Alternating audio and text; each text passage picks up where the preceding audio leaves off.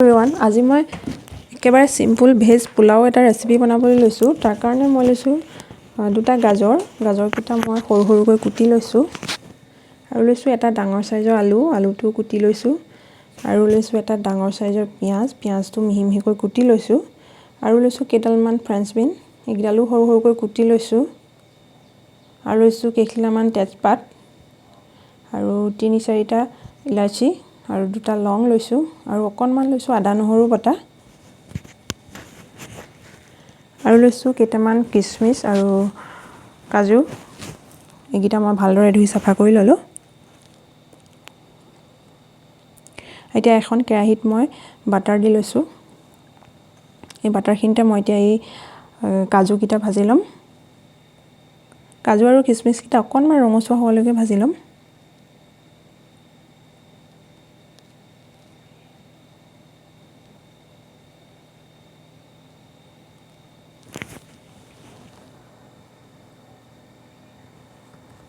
আৰু এইগিটা এতিয়া হৈ গল এতিয়া মই এখন প্লেটত কাঢ়ি লম আৰু সেই একেখন কেৰাহীতে মই এতিয়া অকনমান দিছো ৰিফাইন তেল আৰু দিছো আধা চামুচ বাটাৰ ইয়াত বাটাৰৰ খলনি ঘিউ দিব পাৰি মই বাটাৰ দিছো আৰু দিম অকনমান চেনি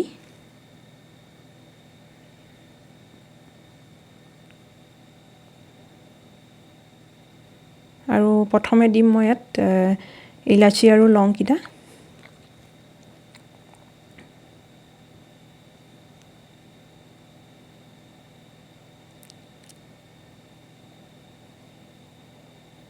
আৰু দিছো তেজপাত কেখিলা এতিয়া পিয়াজখিনি দি দিম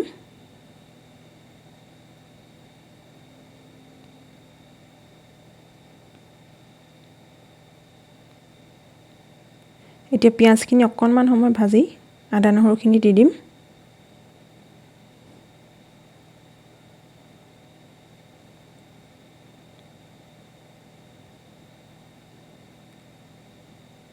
এতিয়া কুটি থোৱা পাচলিখিনিও ইয়াতে দি দিম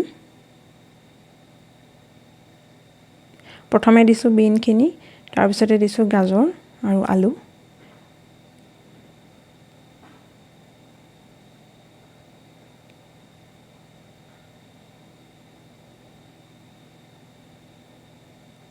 আৰু ইয়াতে দি দিম সোৱাদ অনুসৰি অকনমান নিমখ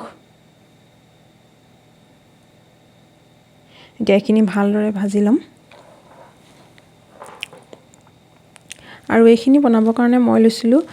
ঘৰৰ জহা চাউল 3 গিলাস লৈছিলো এইখিনি মই ভালদৰে ধুই সাফা কৰি লৈছিলো আৰু এইখিনি মই তিয়াই থোৱা নাছিলো লগালগ ধুই বনাইছো আৰু এতিয়া ইয়াতে দি এইখিনি মই ভালদৰে ভাজি লৈছো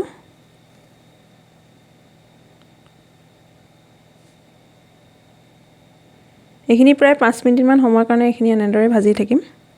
অকনমান জজৰীয়া হোৱালৈ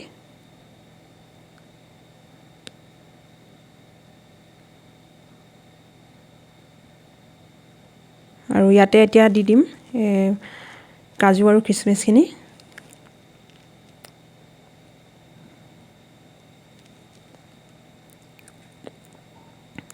আৰু এইখিনি ভজাৰ পিছত এতিয়া মই সেই একেটা গিলাসৰ জোখৰে দিছো 3 গিলাস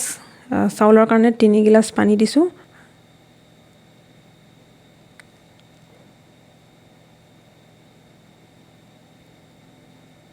এইখিনি যেহেতু ঘৰৰ নতুন জহা চাউল সেই কাৰণে পানীটো কম দিব লগা হৈছে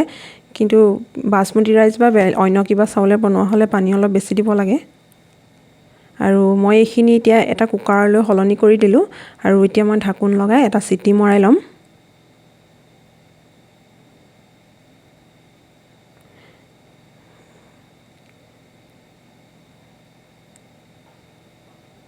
এয়া পোলাও হৈ গল